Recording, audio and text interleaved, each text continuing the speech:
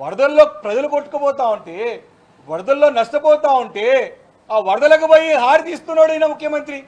అరే ఇది ఇది అసలు ఆశ్చర్యంగా కలిగిస్తూ ఉంది.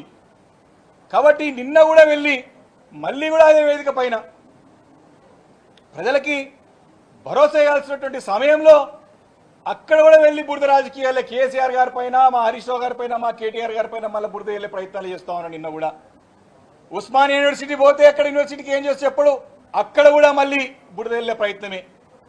కాబట్టి ఇలాంటి క్లిష్ట సమయంలో ఇప్పటికే ప్రజలందరూ కూడా పాడి, పశువులు, పంట, ఆస్తి విపరీతంగా నష్టం జరిగింది. వాటిపైన ఇప్పటికైనా స్పష్టంగా ఇలాంటి ప్రకటన ప్రభుత్వం నుండి లేదు. ముఖ్యమంత్రి గారికి పట్టవా అని చెప్పేసి ప్రశ్నిస్తా ఉన్నాం. ఎస్, అసలు ఈరోజు కాకపోతే రేపు పెట్టుకోండి, రెడీ ఉన్నాం. దేనికైనా దానికి చర్చకు సిద్ధంగా ఉన్నాం. ఎలాంటి సమాధానకైనా సరే, ఎలాంటి ప్రశ్నకైనా సరే మేము రెడీ ఉన్నాం. కానీ ఇలాంటి సంక్లిష్టమైనటువంటి సమయంలో రాజకీయాలని పక్కన పెట్టి ప్రజలను ఆదుకోవాల్సిన సమయంలో బురద రాజకీయాలు చేసే ప్రయత్నాన్ని ప్రభుత్వం మానుకోవాలని చెప్పేసి ఈ సందర్భంగా హెచ్చరిస్తా ఉన్నాను. మరి గతంలో కూడా ఇదే అసెంబ్లీ వేదిక పైన ఎన్నో ఎంక్వైరీలు చేశారు, ఎన్నో ఆరోపణలు చేశారు మా పైన. విద్యుత్ కొనుగోళ్ల పైన చర్చకు సిద్ధమన్నాం, సమానం చెప్పినాం, తోక ముడుచుకొని ప్రభుత్వం పారిపోయింది. అదేవిధంగా పవర్ ప్రాజెక్ట్స్ పైన కూడా తప్పుడు ప్రచారం చేసే ప్రయత్నం చేసింది అసెంబ్లీ వేదికగా. గట్టిగా నిలదీస్తే ప్రభుత్వం తోక ముడుచుకొని పోయినది. ఫార్ములా ఈ కార్ రేస్ మీద అనవసరంగా మా పైన కేసు పెడితే, మా పక్క పార్టీ కార్మిక అధ్యక్షులు కేటీఆర్ పైన పెడితే చర్చకు రెడీ సిద్ధమని చెప్తే భయపడి ముఖం చాటేసుకొని పారిపోయింది ప్రభుత్వం. సరైన సమాధానం చెప్పే సమయంలో మైక్ కట్ చేస్తుంది ప్రభుత్వం. ఇప్పటికైనా మేము డిమాండ్ చేస్తూ ఉన్నాం, కాళేశ్వరం పైన ప్రజలందరూ కూడా స్పష్టత ఉన్నది. స్పష్టత కావాల్సింది. ఈ దురుద్దేశంతో ఏ రకంగానైతే ప్రజలకి తప్పుదోవ పట్టించి, ఏ రకంగానైతే ఎన్నికల సమయంలో అబద్ధాల పునాదులపైన ప్రభుత్వం ఏర్పాటు చేసుకున్నారో, ఏ రకంగా కాళేశ్వరం అనే ప్రాజెక్ట్ విఫల ప్రాజెక్ట్ అని చెప్పి అధికారంలోకి వచ్చిర్రో, ఇప్పుడు అదే కాళేశ్వరాన్ని వాడుకొని కొత్త ప్రాజెక్టు కడతా ఉంటే దాని సమానం చెప్పలేక మరొకసారి తప్పుదోవ పట్టించే ప్రయత్నానికి ఈ యొక్క కమిషన్ ఏదైతే ఇచ్చిరో, కాంగ్రెస్ కమిషన్ ఇది రాజకీయ దురుద్దేశంతో వేసేటువంటి కాళేశ్వరం పైన కమిషన్ని అసెంబ్లీలో పెట్టి ఎస్ చర్చకు సిద్ధమే, కానీ మాకు పవర్ పాయింట్ ప్రెజెంటేషన్కి ఇవ్వండి అవకాశం, మైక్ కట్ చేయకుండా మాకు ఇవ్వండి అవకాశం. తప్పకుండా నిజాలన్నీ కూడా బయట పెడతాం.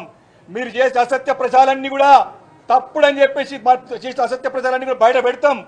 మీ యొక్క నిజాన్ని చెప్పి మీ యొక్క బట్టలు ఇప్పడానికి కూడా BRS party, LP legislative party సిద్ధంగా ఉందని చెప్పి సందర్భంగా మనవి చేస్తా ఉన్నాను. కాబట్టి ఈ సమయంలో మేము ఎప్పటికైనా సిద్ధమే ఉన్నాం, మరొకసారి చెప్తా ఉన్నాం. కానీ ప్రజలని గాలికి వదిలేసి గాలి రాజకీయాలు చేస్తా అంటే మాత్రం బీఆర్ఎస్ పార్టీ ఊరుకోదు. వారికి అండగా ఉండాల్సిన అవసరం ఈరోజు ప్రభుత్వం పైన ఉంది, ప్రభుత్వ యంత్రాంగం పైన ఉన్నది. ప్రభుత్వ యంత్రాంగం అంతా కూడా అసెంబ్లీ నడిస్తే యంత్రాంగం అంతా కూడా అసెంబ్లీకి రావాల్సినటువంటి సందర్భం ఉంటుంది. ఎవరు నేషనల్ స్పెషల్ ఆఫీసర్గా ఎంతమంది అధికారులను నియమిస్తున్నావు, అక్కడ ఏం నష్టపరం పంపించినావు, అక్కడ ఏం రిలీఫ్ చేస్తున్నావు, అక్కడ ఏమీ లేదు. కేవలం రాజకీయ దురుద్దేశంతోనే మొత్తం 24 గంటలు ముఖ్యమంత్రి గారు ప్రభుత్వం నడుస్తూ ఉంది. కాబట్టి ఈ అసెంబ్లీ వేదిక తప్పకుండా అన్ని అంశాలను కూడా మేము కూడా సిద్ధంగా ఉన్నాం. కానీ ప్రజలు కూడా ఆదుకోవాల్సిన బాధ్యత.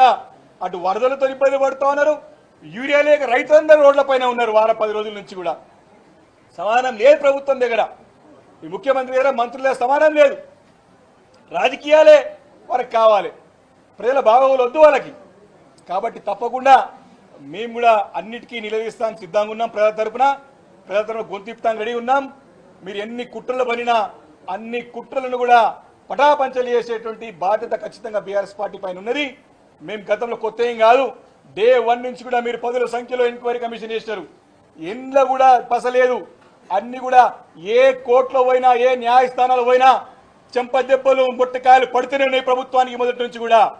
తప్పకుండా రాబోయే రోజుల్లో కూడా అన్ని వేదికల పైన ఈ ప్రభుత్వం చేసిన తప్పుడు పనులన్నీ కూడా తప్పకుండా తేటతెల్లం చేస్తామని చెప్పి కూడా ఈ సందర్భంగా మనవి చేస్తా ఉన్నాను. Thank you.